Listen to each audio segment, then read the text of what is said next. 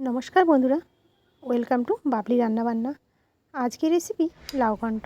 প্রথমে লাউ কেটে নিয়েছি, আর এদিকে দেখো মাছের মাথা নিয়ে নিয়েছি। এখানে আমি রুই মাছের মাথা নিয়েছি। মাথাগুলোকে একটু নুন আর হলুদ দিয়ে প্রথমে একটু মাখিয়ে নেব।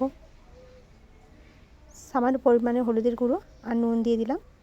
এখন মাছের মাথাগুলোকে ভালো করে মাখিয়ে নেব।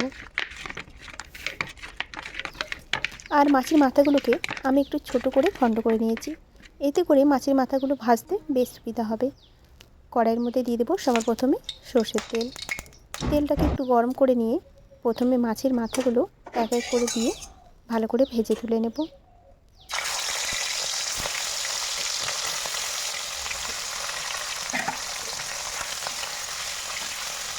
এখন ভালো করে মাছের মাথাগুলোকে লাল লাল করে একটু ভেজে নেব। এক দিকটা ভাজা হয়ে গেছে, এখন ওই দিকটা পাল্টে আমি দুই দিকটাই ভালো মতো ভাজা করে নেব।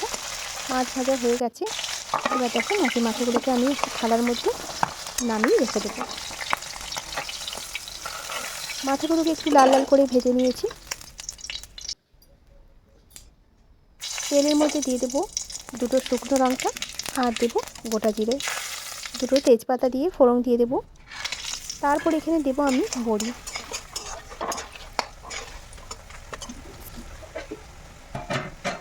বড়িটাকেও একটু ভেজে নেব।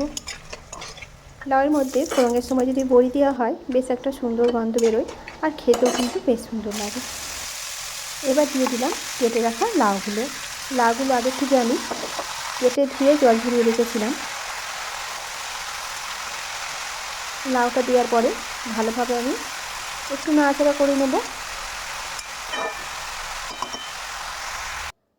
তারপর দিয়ে দেবো এখানে স্বাদ মতো নুন আর দেবো হলুদের গুঁড়ো। নুন হলুদ দেওয়ার পরও আবারও আমি ভালো মতো মিশিয়ে নেব লাউয়ের সাথে।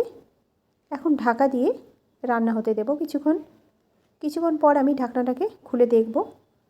লাউ দিয়ে দেখো অনেকটাই জল বেরিয়েছে। একটু নাড়াচাড়া করে নেব। এখন দিয়ে দেবো এর মধ্যে চিনি।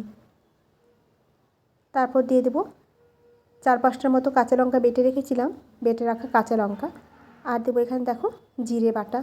এখানে আমি গোটা জিরে বেটে নিয়েছি। আর মশলাটা আমি কষাবো না, এভাবেই দিয়ে দেবো। একবারে লাউয়ের সাথেই মশলাও কিন্তু ভাজা হয়ে যাবে। এবার জিরে বাটাটা দিয়ে ভালো মতো লাউটাকে এভাবে নাড়াচাড়া করে নিলাম, দিয়ে আবারও ঢাকা দিয়ে রান্নাটা হতে দেব। কিছুক্ষণ পর ঢাকনাটাকে খুলে নেব। জলটা প্রায় অনেকটাই শুকিয়ে এসছে। এই সময় দিয়ে দেব ভেজে রাখা মাছের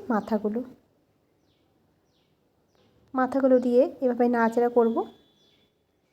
কিছুক্ষণ পর লাউটা যখন বেশ একটা মাখো মাখো হয়ে যাবে, আর মাথাগুলো খুন্তি দিয়ে একটু ভেঙে নিয়েছি, নামাবার আগে দিয়ে দেব একটু ধনেপাতা দিয়ে একটু নাড়িয়ে চাড়িয়ে নিলাম। ব্যাস তৈরি হয়ে গেল মাছের মাথা দিয়ে লাউ ঘন্ট। আজকের রেসিপি এই পর্যন্তই।